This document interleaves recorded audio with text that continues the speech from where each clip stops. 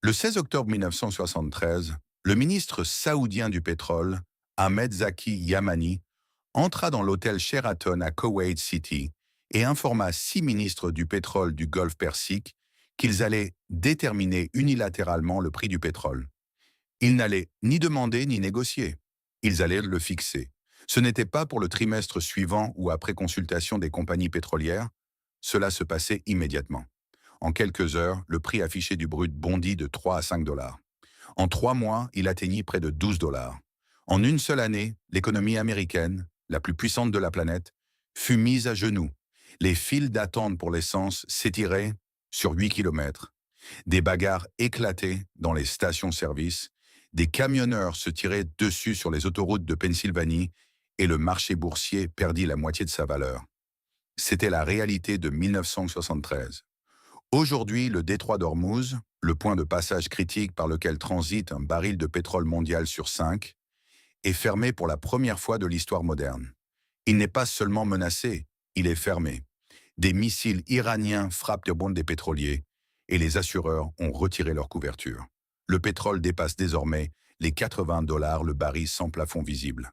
La question que vous vous posez en ce moment est la même que celle que les Américains se sont posées en 1973, 1969, 1990 et 2022.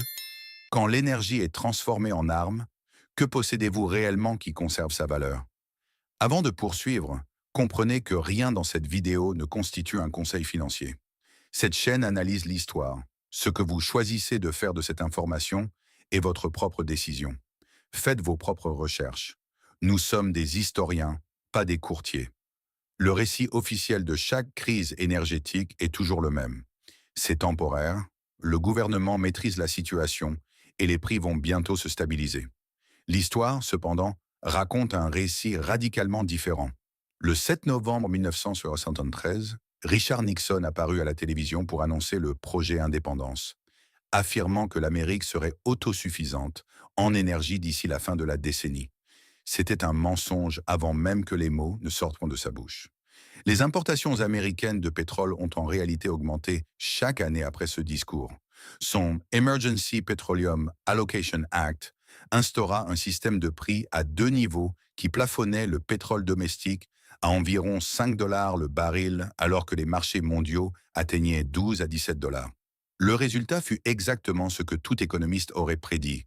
Les producteurs nationaux n'avaient aucune incitation à forer et les raffineurs ne pouvaient pas obtenir de brut. Le gouvernement créa effectivement la pénurie même qu'il prétendait résoudre. Malgré les affirmations selon lesquelles la situation était temporaire et sous contrôle, le rationnement de l'essence arriva. À la dernière semaine de février 1974, une station-service américaine sur 5 n'avait plus de carburant. L'Association américaine des automobilistes confirma ces chiffres. Le New Jersey mit en place le système de plaques d'immatriculation paires-impaires. Plaques impaires, les jours impairs, pairs les jours pairs. L'Oregon, le Massachusetts et plusieurs autres États suivirent. Les conducteurs attendaient dans des files sur des kilomètres. Dans le Maryland, ces files atteignirent 8 kilomètres de long. Nixon signa la limite de vitesse nationale de 55 mph et demanda aux stations-service de fermer le week-end. 90% s'y conformèrent, ce qui paradoxalement entraîna des files encore plus longues pendant la semaine. En décembre 1973, des camionneurs en grève en Pennsylvanie et dans l'Ohio tirèrent sur les chauffeurs qui refusaient de les rejoindre. En Arkansas, des camions furent attaqués à la bombe incendiaire. C'était l'Amérique, pas une zone de combat, et pourtant c'était une pénurie d'essence. Examinons maintenant les actifs. Des recherches portant sur 5 crises énergétiques réparties sur 7 décennies, Suez en 1956, l'embargo arabe de 1973, la révolution iranienne de 1979, la guerre du Golfe de 1990 et le choc Russie-Ukraine de 2022 montrent un schéma constant. Ce schéma contredit presque tout ce que la presse financière vous raconte durant la première semaine d'une crise. Les actions énergétiques ne sont pas des gagnantes automatiques. C'est la conclusion la plus critique et elle pourrait vous surprendre. Lors de l'embargo de 1973, alors que les prix du pétrole quadruplaient, un panier des 8 plus grandes compagnies pétrolières américaines a en réalité chuté de 35%. Exxon a déclaré un bénéfice record de 3 milliards de dollars cette année-là, et les bénéfices de Texaco ont doublé, mais cela n'avait aucune importance. Le marché baissier a submergé le vent arrière des matières premières. Les investisseurs ont tout vendu, y compris les entreprises générant le plus de liquidités. Les actions énergétiques n'ont dominé que sur la décennie complète, rapportant plus de 200% de 1970 à 1980, contre environ 50% pour le marché plus large. La leçon ici concerne l'horizon temporel. Si vous aviez acheté des actions pétrolières la semaine où l'embargo a commencé, vous auriez perdu de l'argent pendant un an et demi. Si vous les aviez conservées pendant 7 ans, vous auriez fait fortune. En 2022, le schéma s'est inversé. L'énergie a été le seul secteur positif de tout le marché, augmentant de près de 60%, tandis que l'indice large chutait de presque 20%. Chacune des 10 actions les plus performantes de l'indice était une société énergétique. ExxonMobil a publié le plus gros bénéfice annuel de l'histoire pour une compagnie pétrolière occidentale, soit 55 milliards de dollars. Shell a réalisé son bénéfice le plus élevé en 115 ans. Occidental. Petroleum a bondi de plus de 100% après que Berkshire Hathaway, de Warren Buffett, a discrètement bâti une position de 12 milliards de dollars. Les maisons de négoce de matières premières ont gagné encore plus. Vitol a engrangé 15 milliards de dollars et Citadel un record de 16 milliards en une seule année, dont environ la moitié provenait du commerce des matières premières. Cependant, cela n'a fonctionné que parce que le marché au sens large n'était pas dans un marché baissier structurel profond. Dans un véritable crack, tout est vendu. Dans une correction, le secteur le plus fort mène la danse. L'or a besoin d'inflation et d'argent facile pour bondir. Il ne lui suffit pas d'une crise. Dans les années 1970, l'or est passé de 65 à 850 dollars, un gain stupéfiant. Mais cette décennie fut une tempête parfaite. L'inflation a frôlé les 15% et la Réserve fédérale est restée à la traîne pendant des années. Le dollar était si faible que le Trésor a émis des obligations libellées en francs suisses, connues sous le nom de bons Carter, parce que les investisseurs étrangers refusaient de détenir de la dette en dollars. L'invasion soviétique de l'Afghanistan le jour de Noël 1979 a ajouté la terreur géopolitique au chaos monétaire. L'or a culminé à 850 dollars le 21 janvier 1980, la veille du jour où les hausses de taux de Paul Volcker ont commencé à faire effet. Puis là, il a chuté pendant 20 ans. Pendant la guerre du Golfe de 1990, un véritable choc pétrolier, l'or a à peine bougé. La crise fut brève, l'inflation est de rester faible et la Fed n'imprimait pas d'argent. En 2022, l'or a terminé l'année à l'équilibre malgré la guerre en Europe et une inflation de 9%, car la Fed relevait ses taux agressivement et le dollar bondissait à son plus haut niveau en 20 ans. L'or n'est pas une protection contre les crises, c'est une protection contre l'inflation et l'argent facile. Cette distinction est vitale en ce moment, car le prochain mouvement de la Fed déterminera si l'or aux niveaux actuels est le début d'une envolée ou le sommet. Les obligations d'État ont échoué lors de chaque crise énergétique, sans exception. En 1973, les rendements ont augmenté. En 1970, ils ont explosé à plus de 15%, marquant le pire marché baissier obligataire soutenu de l'histoire moderne. 2022 a été la pire année obligataire en 4 décennies. Les crises énergétiques sont des événements inflationnistes et l'inflation est un poison pour les revenus fixes. Alors que le pétrole dépasse les 80 dollars et que le détroit d'Ormuz reste fermé, le rendement du Trésor à 10 ans grimpe à nouveau. Les obligations ne protègent personne. Le gagnant contre-intuitif sur cette décennie n'est pas celui auquel on s'attend. Ce n'est pas le pétrole et ce n'est pas l'or. C'est la logistique, l'infrastructure physique qui déplace l'énergie de là où elle se trouve vers là où on en a besoin. Lors de la crise de Suez en 1956, les prix du pétrole ont à peine bougé, mais les tarifs des pétroliers ont explosé de 1400%.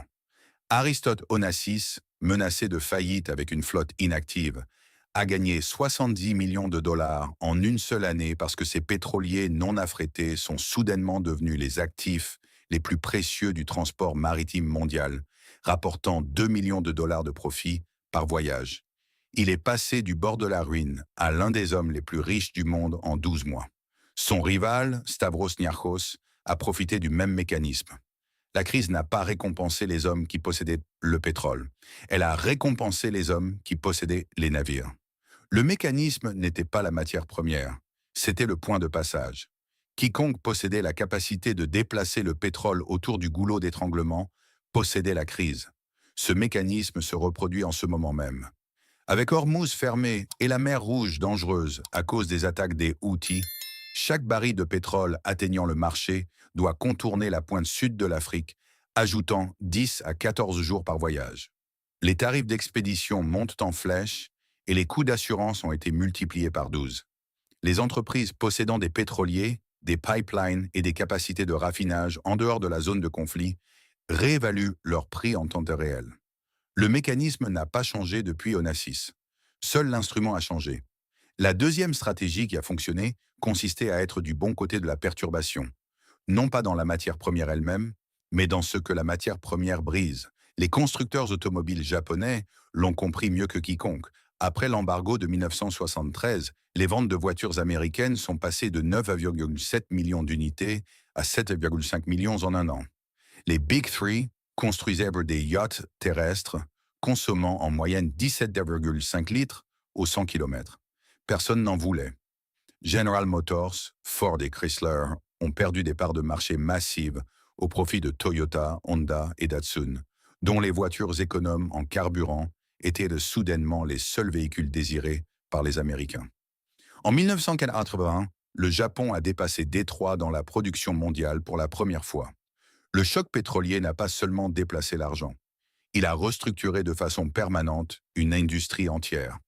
Les gagnants furent les entreprises qui résolvaient le problème créé par le pétrole.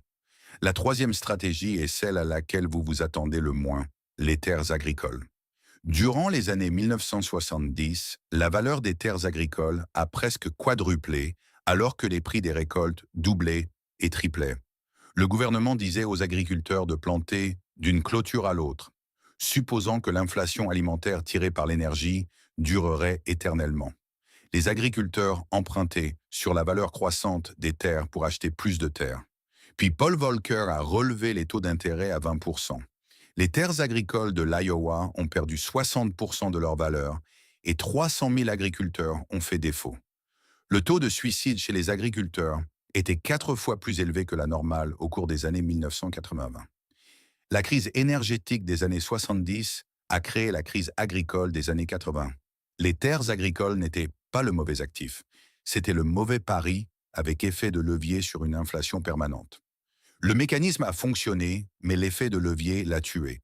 Quant à savoir si cela se reproduit, le détroit d'Ormuz transporte environ 20 millions de barils de pétrole par jour, un cinquième de la consommation mondiale. L'Arabie saoudite, l'Irak, les Émirats arabes unis, le Koweït et l'Iran expédient tous via ce détroit. Le Qatar envoie 20% du gaz naturel liquéfié mondial par le même canal. Bien qu'il existe des oléoducs de contournement, ils ne transportent qu'une fraction de ce qui circule par voie maritime. L'Irak, le Koweït et le Qatar n'ont aucune route alternative. C'est la première fois qu'Ormuz est réellement fermé. Pendant la guerre des pétroliers des années 1980, plus de 400 navires ont été attaqués, mais le trafic n'a jamais été perturbé de plus de 2%. En 2011 et 2019, des menaces et des frappes de drones ont causé des interruptions temporaires, mais les prix se sont rétablis rapidement. Cette fois, le détroit est fermé. Ce sont les compagnies d'assurance, et non les marines nationales, qui imposeront la fermeture. Les frappes de drones peu coûteuses ont poussé les assureurs à retirer entièrement leur couverture. Les primes de risque de guerre ont décuplé du jour au lendemain. Un seul voyage coûte désormais 250 000 $, rien qu'en assurance. Pas d'assurance signifie pas de transport commercial. Peu importe les escortes navales. Plus de 700 pétroliers sont actuellement en file d'attente à l'extérieur du détroit. Les dégâts se propagent. Qatar Energy a arrêté la production à Ras Laffan. La Corée du Sud avertit qu'elle pourrait manquer de gaz dans 9 jours et l'Inde est extrêmement vulnérable avec seulement 25 jours de réserve de brut. C'est une restructuration en temps réel des flux énergétiques mondiaux. Alors, que suggère l'histoire de faire? 4 choses. Premièrement, si vous possédez des actions énergétiques, tenez bon malgré la volatilité, mais ne courez pas après le pic. Le précédent de 1973 montre que la première année peut être brutale pour les actions énergétiques aux côtés du marché plus large. C'est dans les rendements de cycle complet que se trouve le profit. Deuxièmement, surveillez la Fed, pas le prix du pétrole. Si la Fed s'accommode de l'inflation, l'or montera. S'il resserre agressivement comme Volcker, l'or stagnera et les obligations finiront par devenir l'opportunité. Troisièmement, regardez la couche logistique, transport maritime, pipeline et raffinage en dehors de la zone de conflit. Onassis est devenu riche parce qu'il possédait le seul moyen de déplacer le pétrole. Quatrièmement, n'utilisez pas l'effet de levier pour investir dans des actifs réels en supposant que l'inflation est permanente. L'effet de levier est la façon dont les fortunes meurent pendant une crise. La dernière leçon de cette décennie d'histoire est celle-ci. Chaque choc énergétique s'est terminé non pas par le retour de l'offre, mais par la destruction de la demande. L'embargo de 1973 a pris fin lorsqu'une récession mondiale a réduit la consommation. La crise de 1979 s'est terminée lorsque les taux d'intérêt élevés ont écrasé l'économie. Le pic de 2022 a pris fin avec les arrêts industriels et les confinements.